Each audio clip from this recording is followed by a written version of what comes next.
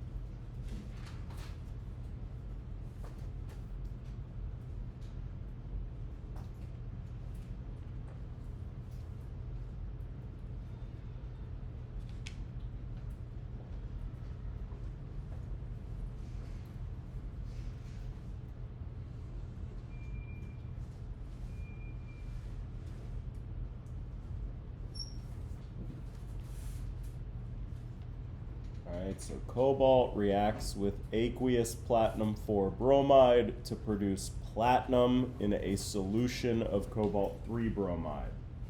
We need a balanced chemical equation for this reaction.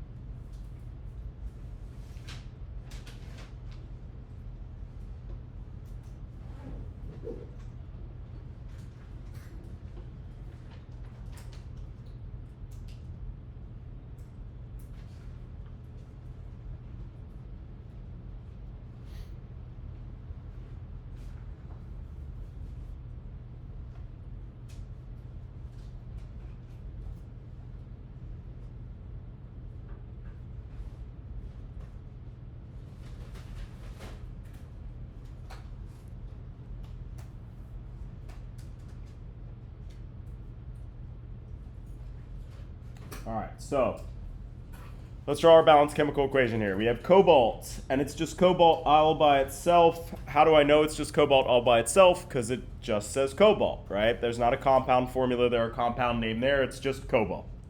I need my state of matter for cobalt. What would that be? Solid, right? All of our metals, with the exception of mercury, is a solid. But if we forget, we look up here on the periodic table. If it's listed in black, it is a solid in its standard state. Okay. Platinum 4 bromide. Let's just remind ourselves. This means we have a platinum 4+ ion and a Br -1 ion. So that would be PtBr4.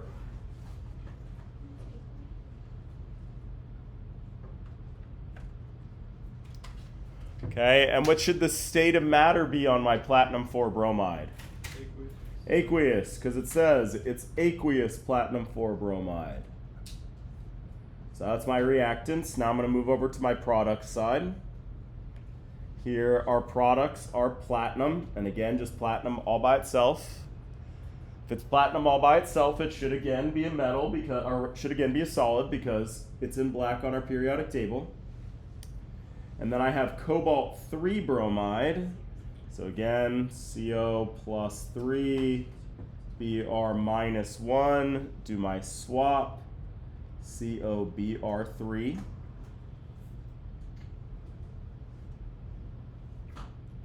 All right, and what should be the state of matter on that one?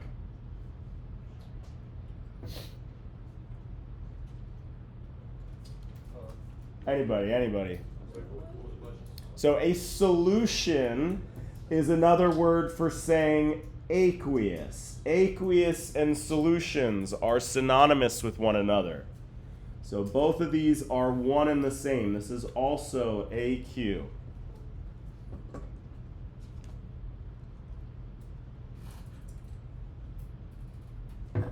Okay, so now I'm done.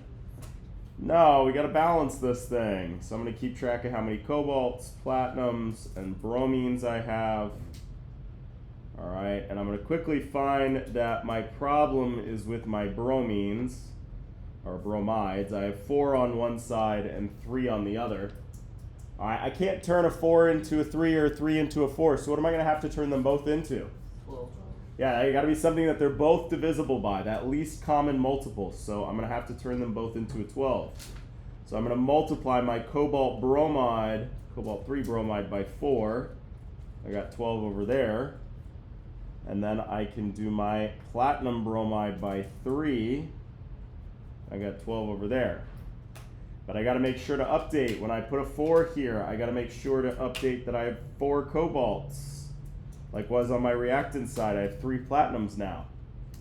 So I'm going to have to balance those out with my coefficients in front of my metals. So I would have 3 platinums and 4 cobalts that are consumed in this reaction.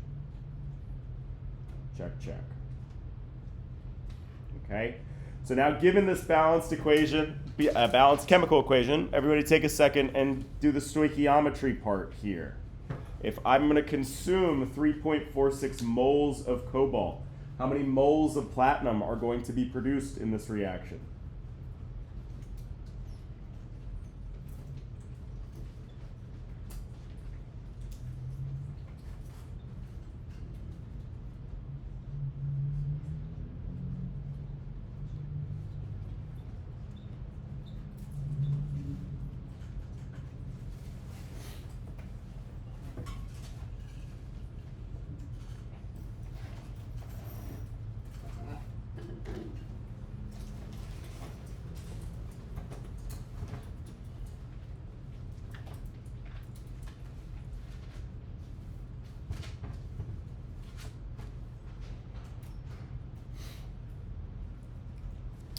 Calculator.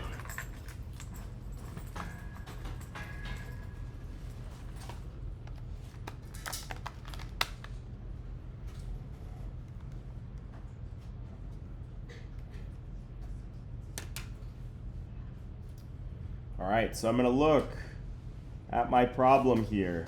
And in order to solve this, I'm going to need a stoichiometric ratio. All right, I'm going to give you a little hint. All of these math problems that we do that revolve around these chemical equations, they're called stoichiometry problems. And why are they called stoichiometry problems? Because literally every single one is going to use a stoichiometric ratio. That's what we get from our balanced chemical equation, right? So that's what I want to do. I want to go and say, all right, I know information about cobalt. That's this one here. And it's asking me about platinum. That's this one here. I need to build a stoichiometric ratio that will take me from moles of cobalt into moles of platinum. That's the name of the game. Okay, and again, I get those values from my balanced chemical equation, from those coefficients. So 4 moles of cobalt, again, that's just my coefficient that I underlined in red. If that's consumed, I will generate a total of 3 moles of platinum. Again, that was just what I highlighted up there in green. So then punch that into my calculator. I get 2.595 moles of what? Platinum. Moles of cobalt cancel out. I'm left with moles of platinum. And then, of course, we're not done yet. We got to do that last step, sig figs. How many sig figs should be in my answer here? 3, right? Because remember, the thing about those mole ratios are they are always exact. So I'm just going to need to look at this one here and cut that off at 3 sig figs. All right? So 3.60 moles of platinum will be generated in this reaction. 2.60. Wow.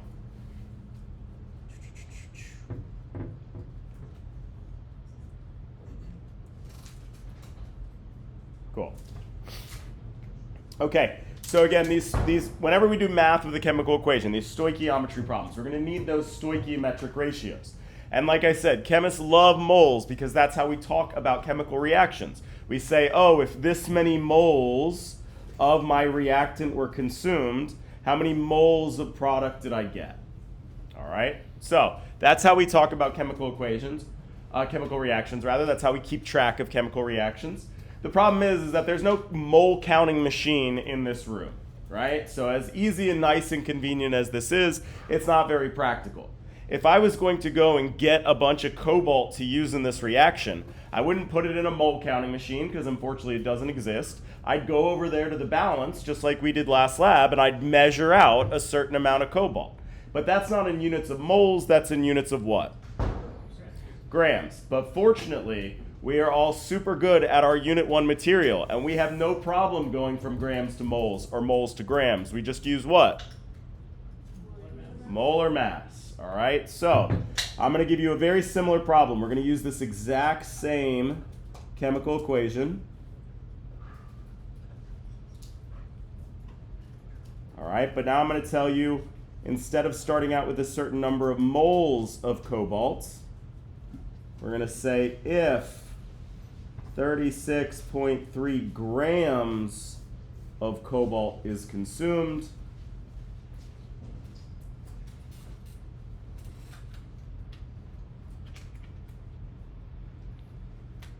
and we'll just leave it easy for now and say moles of platinum are produced.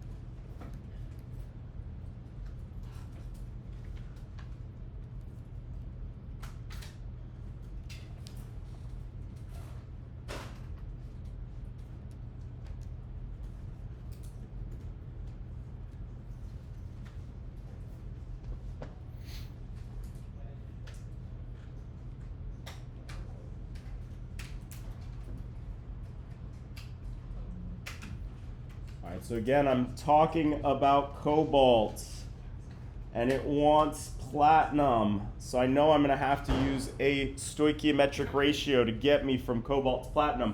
But again, those stoichiometric ratios, they're in units of moles. So before I can use it, I need to get to moles of cobalt from grams of cobalt. And again, how do we do that? Our molar mass, right? So if I look on my periodic table for cobalt, that's 58.933200 grams per mole. And remember how we use that in our math. We're going to split those units up so that we have 58.933200 grams in 1 mole. And when I split it up like that, I can see very clearly, in order to cancel out my units, I'm going to have to divide by that molar mass. Right? So I'm going to divide by the 58.933200 grams, or in 1 mole of cobalt. And now if I stopped here, I'd be in units of moles of cobalt. So now I can just add on my stoichiometric ratio, my 4 moles of cobalt for every 3 moles of platinum. Okay, punch this into my calculator, 0.461963.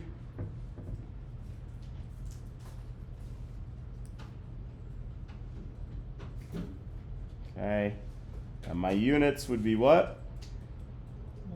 Moles of platinum. I can see grams of cobalt cancel out, moles of cobalt cancel out. So now I have moles of platinum.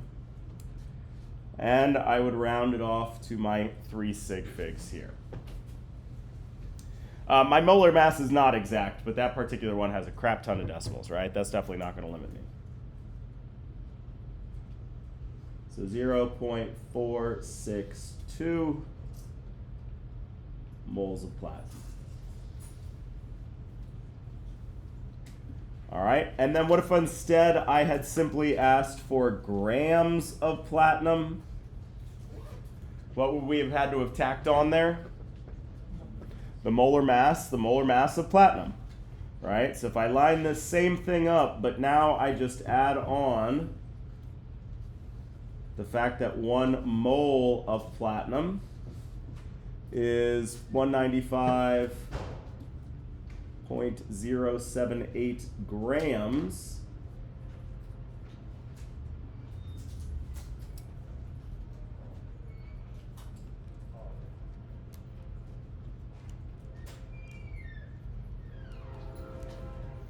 Now I get that my final mass of platinum that I would expect would be 90.11895 grams, or again, rounding to the correct number of sig figs, 90.1 grams.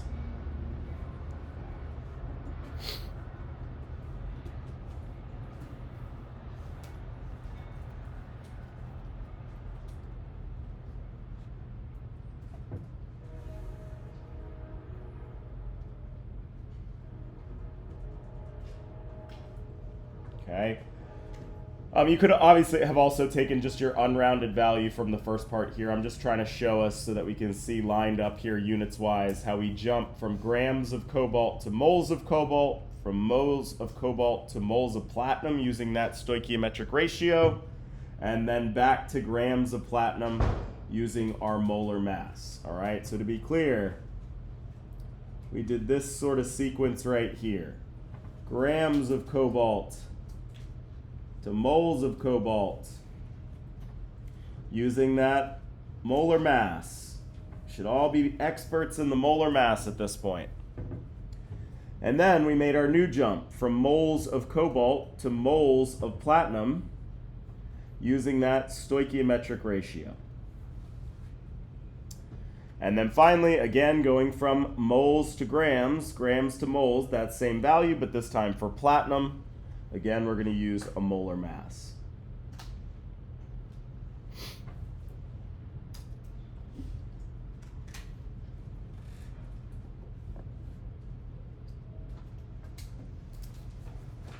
Cool. All right. before we move on, one more thing I can ask you about this reaction, so let's just look closely here. What category of reaction does this belong to here? Yeah, this one would be single displacement.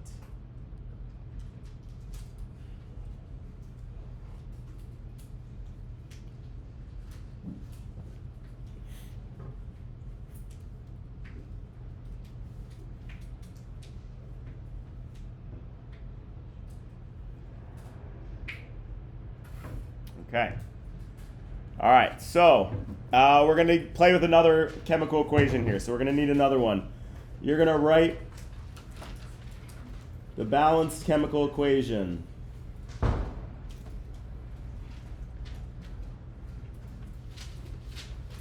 For the combustion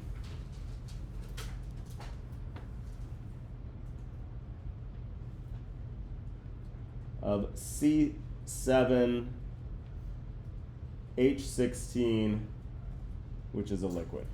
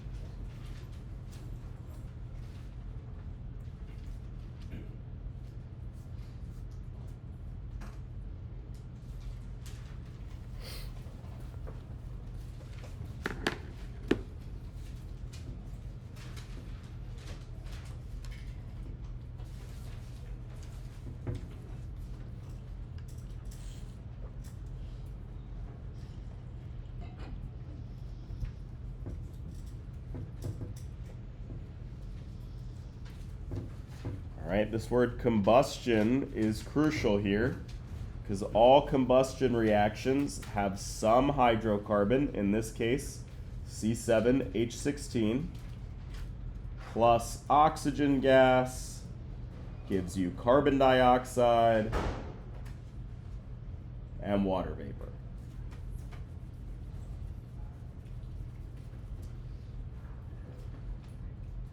Okay, this is our first reaction that we should be able to predict the products of because they're always the same two products, that carbon dioxide and water.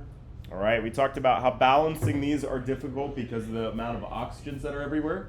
So you can make your life a little bit easier by saving that particular element for last.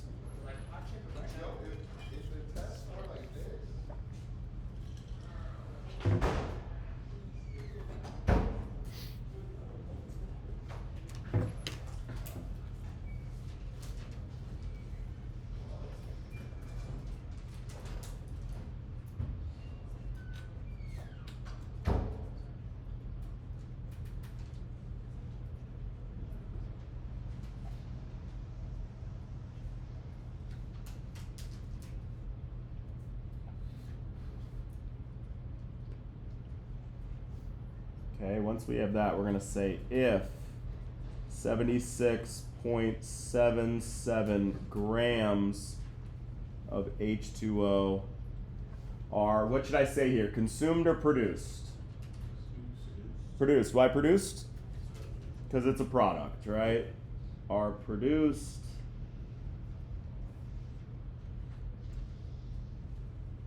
how many grams of O2 were consumed?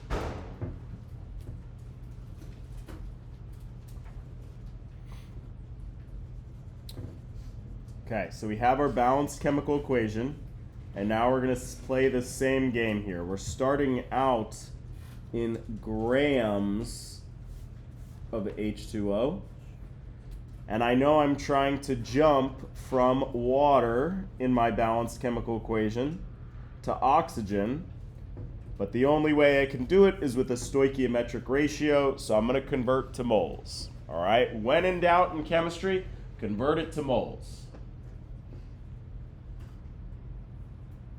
Okay, I'm going to need to use the molar mass for water, so I'm going to have to calculate that based on the molar mass of hydrogen and oxygen from the periodic table.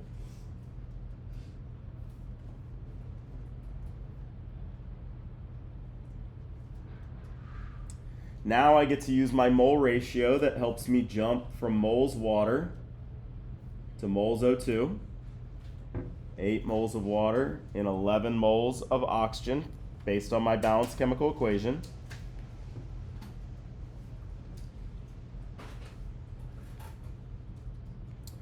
Okay.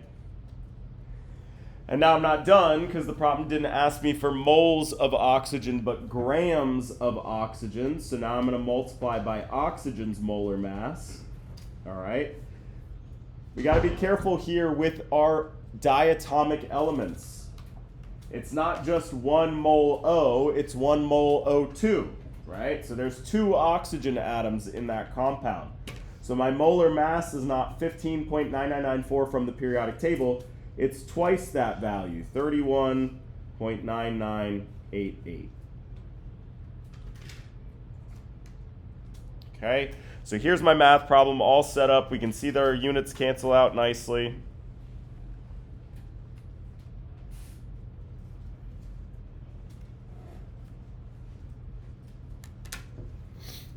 Okay, so if 76 grams of water were produced, that means that I had 187.4938 grams of oxygen that were consumed in that reaction.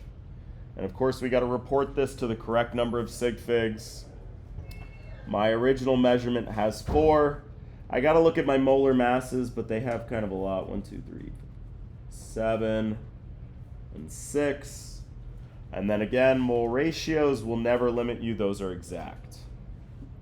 So I'm going to round it off to 187.5 grams of oxygen consumed in this reaction.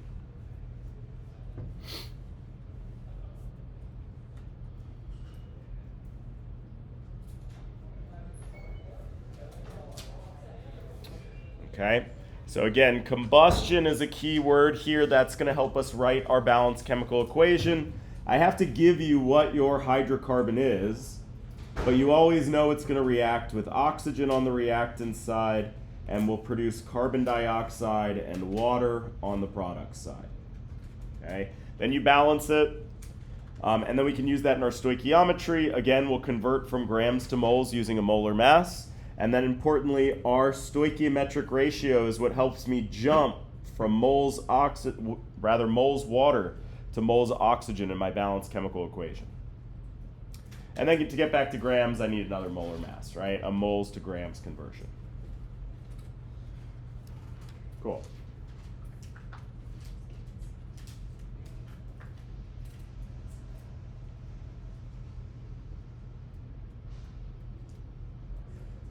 And I guess one thing to point out here that's really important conceptually to sort of understand is I gave you water and I asked for oxygen.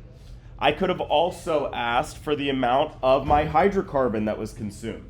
I could have also asked for the amount of carbon dioxide that was produced. As soon as you know one of these things in your balanced chemical equation, you can find everything else, right? They're all locked in this very perfect ratio based on your balanced chemical equation. So as soon as you know one of them, you can figure out what everything else is.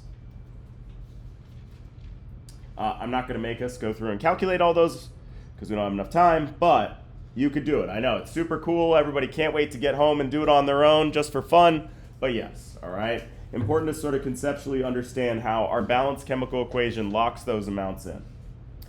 All right, so let's take a look at another one. I'm going to just write down the chemical equation. Y'all will balance it for me. Okay. Potassium reacts with oxygen gas to produce solid potassium oxide.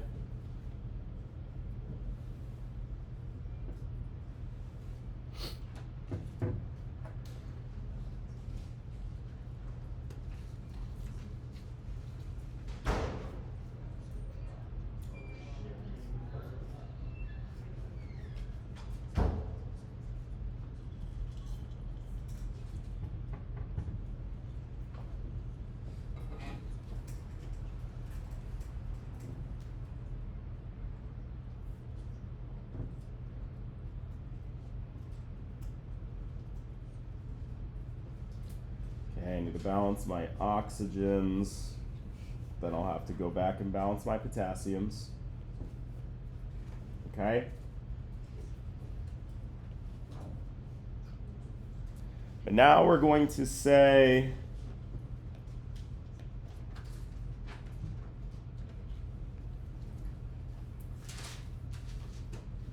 how many moles, and we're just going to leave it in moles to make our lives a little bit easier, of K2O is produced if 25.5 grams of potassium are combined with 25.5 grams of O2.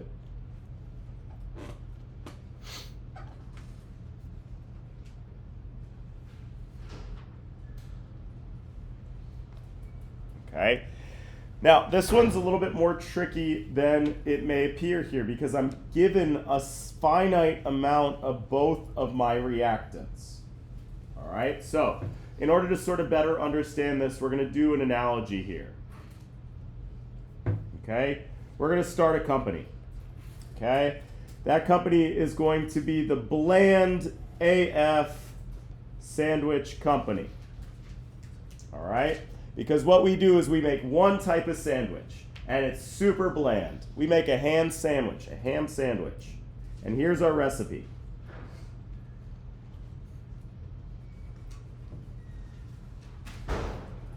Two slices of bread, one slice of ham. That's all we do. Nothing special. All right, $1 million idea here. Okay, cool. So we're going to go into the kitchen. And on day one, we have 10 slices of bread and 4 slices of ham. How many sandwiches can we make?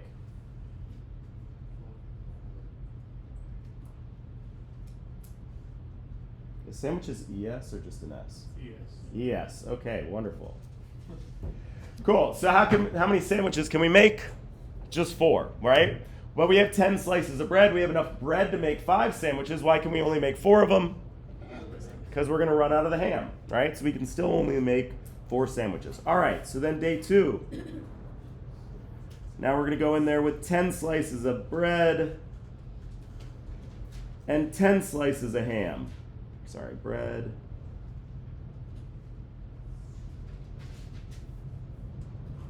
Now how many sandwiches can we make? 5. Why? I have all this ham. But each of these sandwiches is going to require 2 slices of bread. So I'm only going to be able to make 5 of them. All right? So the bottom line is one of these 2 ingredients, aka reactants, is going to get used up first in this process. Same thing goes with our chemical equations. One of our 2 reactants is going to get consumed first. And we got to figure out which one. All right? This is going to require a little bit more math. These are what are called limiting reactant problems.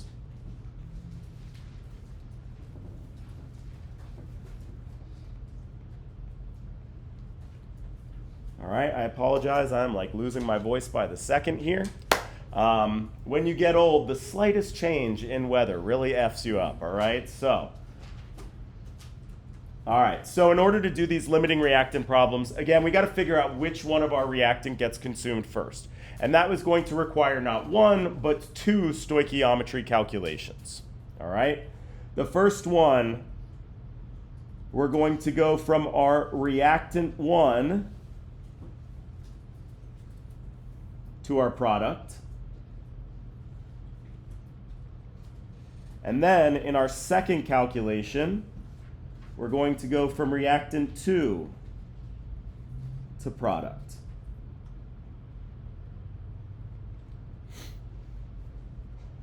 Okay? I will just say that there are a bunch of sort of mathematically equivalent ways to approach this problem. This is the one that I teach because it works really well, regardless of the situation. If you YouTube, they might show you a different trick, and you're more than welcome to use whatever method you want, but this one works great here, all right?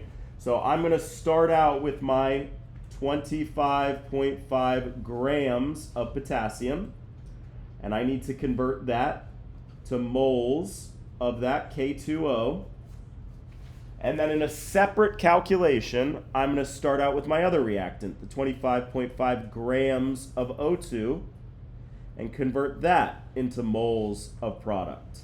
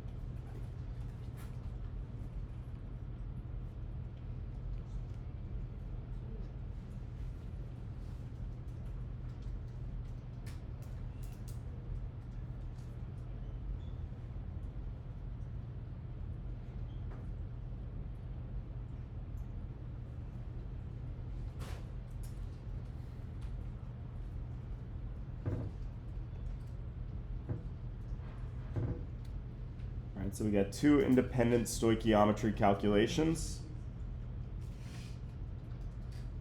I need to convert from grams of potassium to moles of potassium because I got to use my stoichiometric ratio. So I'm going to use that molar mass from the periodic table.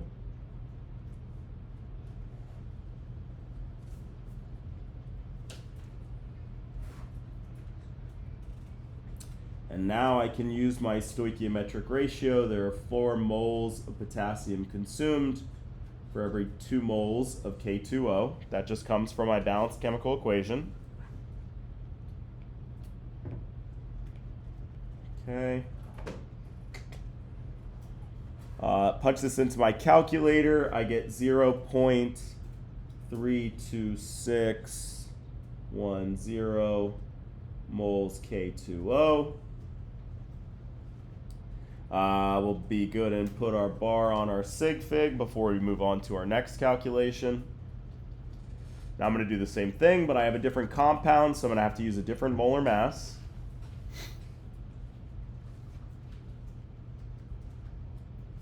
Again, it's O2. So I need to use twice the value from the periodic table, that 31.9988. And now I'm going to use the stoichiometric ratio from oxygen to the potassium oxide, which is 1 to 2. 1 mole O2 for every 2 moles of K2O.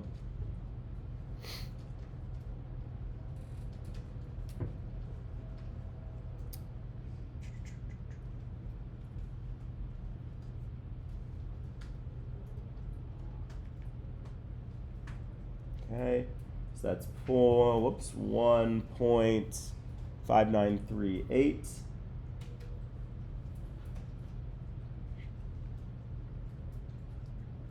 Moles K2O. Again, I'll be good and I'll put my sig fig here. All right, so we got these two values. I got my from potassium to my potassium oxide. So importantly, in this first calculation, what we're saying with our math is if 25.5 grams of potassium is consumed, then 0.326 moles of potassium oxide is produced. All right, if all 25.5 grams of potassium is consumed, that's how much product I would get. And in my other calculation, I'm saying if 25.5 grams of oxygen is consumed, then I would get 1.59 moles K2O produced.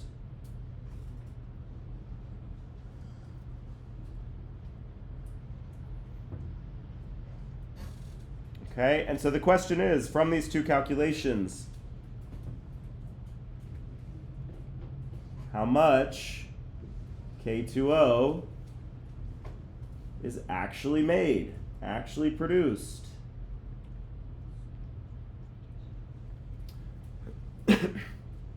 Let's go back to our sandwich analogy here. On day one, we said we could only make 4 sandwiches. Well, if I look at my slices of bread only, how many sandwiches can I make with that many slices of bread? 5.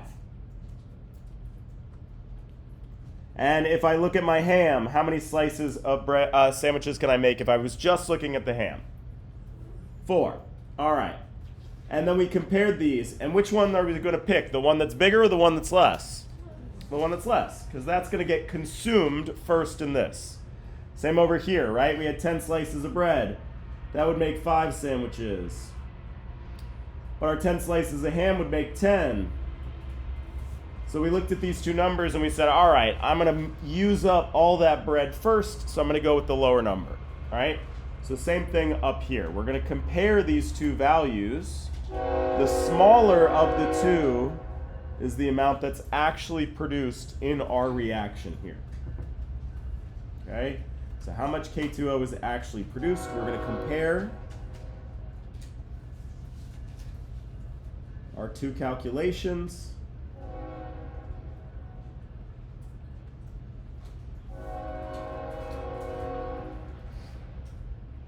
Whichever value is less is the actual amount of product produced.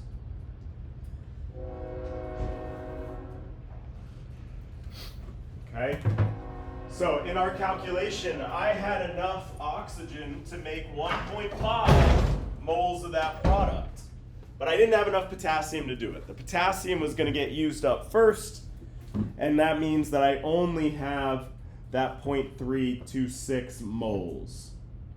Okay, so just to be good here with our final answer for how much is produced, whoops.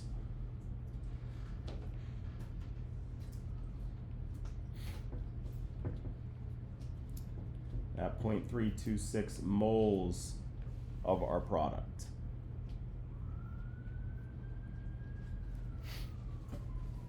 Okay? From your calculation, we have names for these reactants. The one that leads to the actual amount made, which is again the smaller value, we call this our limiting reactant.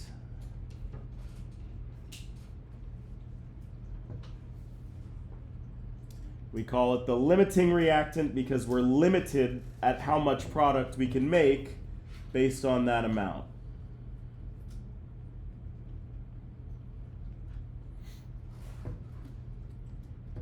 The other one, the one that doesn't get fully consumed, we call our excess reactant.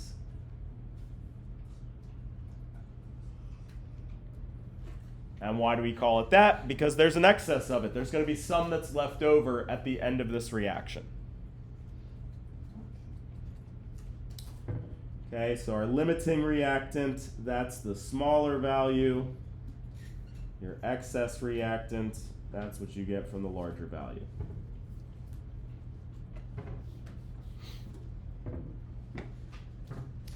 All right, cool. So I have my reaction. I mix these two things together, and I know I'm only going to make my 0.326 moles of potassium oxide. Okay. So now, what about how much of that excess reagent was consumed in this reaction, right? So first of all, how much of my limiting reagent was consumed? Which is my limiting reagent? Let's start there. Potassium. Cool. How much potassium was consumed in this reaction? 25.5. All of it, right? Because that's what it means to be the limiting reactant. All of it gets consumed. All right? Was all 25.5 grams of the oxygen consumed? No. If it was, I'd have way more product on the other side. So now we're going to ask how much oxygen was consumed.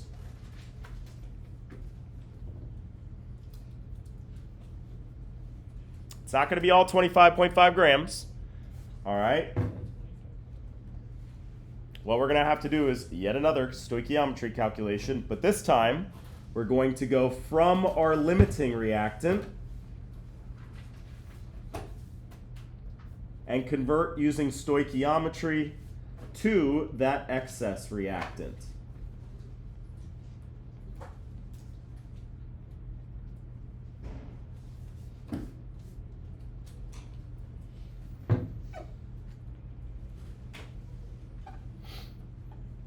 That means you're going to start with that 25.5 grams of potassium. You're going to use that same balanced chemical equation, but this time you're going to convert to grams of O2. Right? Because potassium was our limiting and O2 was our excess. All right? And this will tell us how much excess reactant was actually consumed.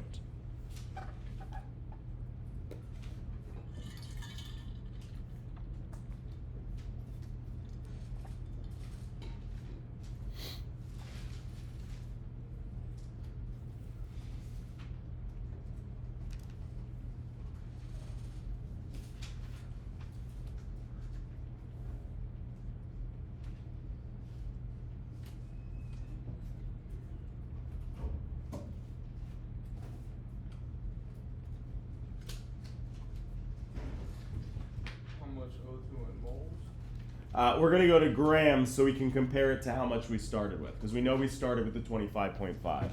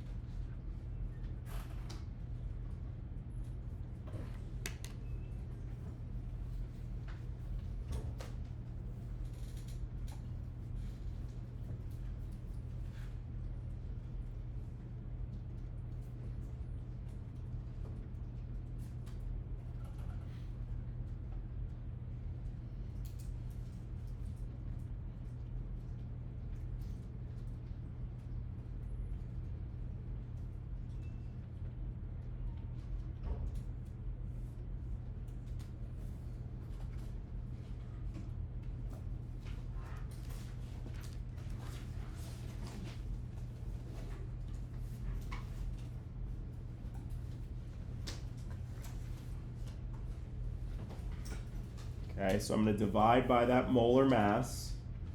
So grams of potassium cancel out. Now I'm in moles of potassium. I need to jump from potassium to oxygen, right? And the only way we can do that in our balanced chemical equation to jump from here to here is using one of those stoichiometric ratios, right? So I build that using my coefficients. That's what this thing is here. This is our stoich ratio. Now I jump from moles of potassium into moles of oxygen. And then finally, to get to grams oxygen, I'm going to multiply by that molar mass. So punch this into my calculator, 5.217 for something something grams of O2. And we'll mark that third sig fig there. What's up? I went from the 0.326 of potassium oxide into the... You can, as long as you don't round off that number. If you copy the whole number from your calculator, it's perfectly equivalent. Okay? But yes, don't be rounding stuff off, basically. Okay? Yeah, cool. So how much of that oxygen was consumed in this reaction? 5.22 grams of O2. All right, and conceptually this should check out because based on our calculations above, we knew it couldn't have been more than 25.5 grams, right? That wouldn't have made any sense. So we got a smaller number than that, and we can see that it's actually, you know, like 20% of what we started with. Okay, so then the last thing that I could ask is how much O2 remains unreacted?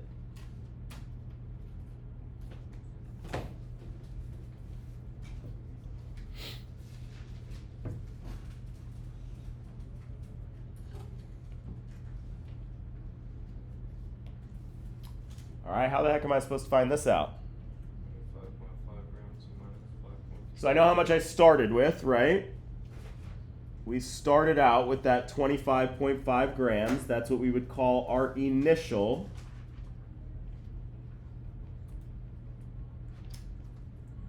And what I just calculated was the amount that was consumed in the reaction. And so absolutely, if you take the initial amount and you subtract off what was consumed, you're going to be left with what remains at the end. So I'm going to take that 25.5 grams initially. Now, this is a subtraction problem, all right? We haven't talked about subtraction in a minute because we've been doing a bunch of stoichiometry, which is all multiplication. Remember, our rules for subtraction and sig figs are not about counting, but about lining them up at the decimal. So to subtract it off correctly, I'm going to put my 5.21, and I'm not going to round it. I'm going to keep some extra digits, 7.4. I'm going to keep that sig fig marked. Again, the 25.5 is the grams of O2 initially, minus that 5.21 grams of O2 consumed.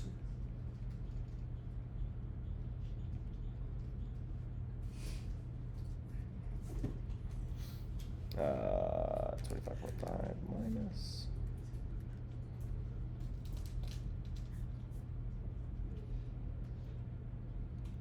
And I'm left with 20.28257.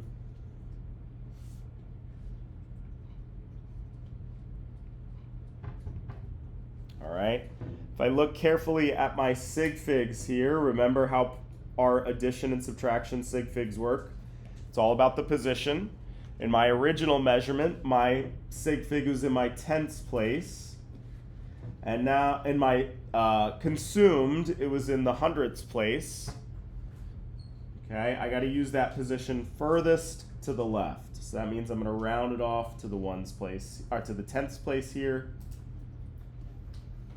Okay, or 20.3 grams remain. We can say grams O2.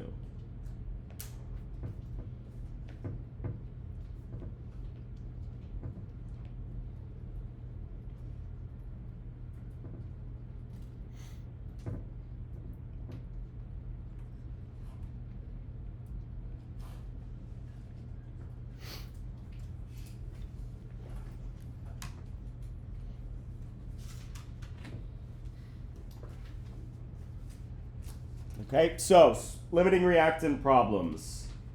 Instead of saying, oh, this much potassium was consumed, I say, I'm going to throw this much of one thing and this much of another thing together. What happens on the other side, right? You're given a finite amount of not just one reactant,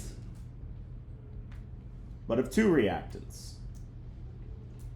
And you got to ask yourself, which one is going to be consumed first? Okay? In order to do that, we're going to perform two parallel calculations. The first one going from our first reactant to product, and the second one going from our second reactant to our product. We get those values and we compare them. The smaller number is the amount that was actually produced in the reaction. That comes from what we call our limiting reactant. The bigger number corresponds to what would be the excess reactant. I got an excess of oxygen in there. All right? So we can figure out how much product was actually produced. But then we can go a step further. We can say, all right, well then how much of our excess reactant was consumed? Now we got to do a third calculation here, going from our limiting reactant to the excess reactant using our stoichiometry. And once we get that, we can say, all right, well then how much remains at the end? And again, that's just the difference between the amount that you started with and the amount that's consumed in that chemical reaction. All right, so these are stoichiometry problems. They're just like multi-step, kind of big, ugly, pain in the butt problems. All right, but they're good for practicing our stoichiometry. And again, notice how for all of them, we had to go from grams to moles in order to use that stoichiometric ratio. Stoichiometric ratios all over the place. Okay? So if we just want to summarize, so it's not kind of all buried in those notes, limiting reactants,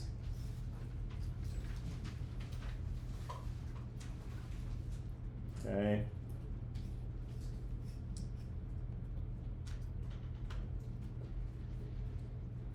amount of product, we need to do two calculations, one from reactant 1 to product,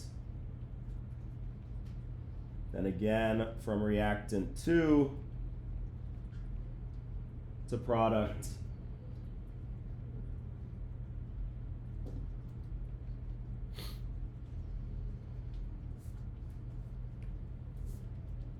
okay, we compare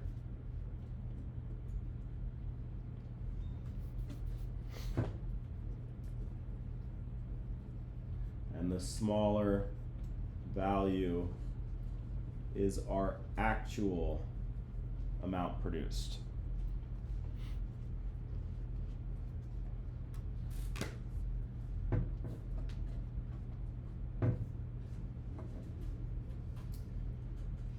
What about the excess that's consumed, excess reactant consumed?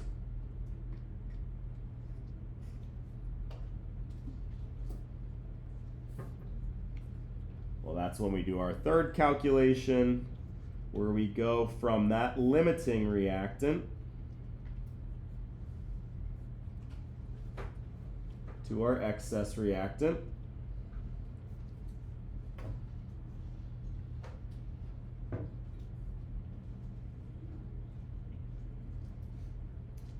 And then what about the excess that remains?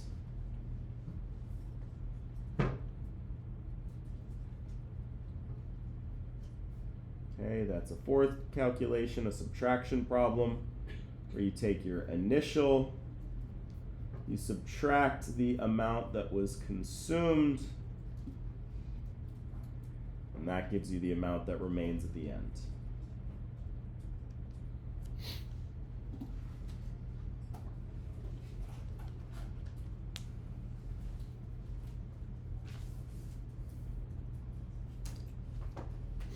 Cool. All right, I'm going to call it a little bit early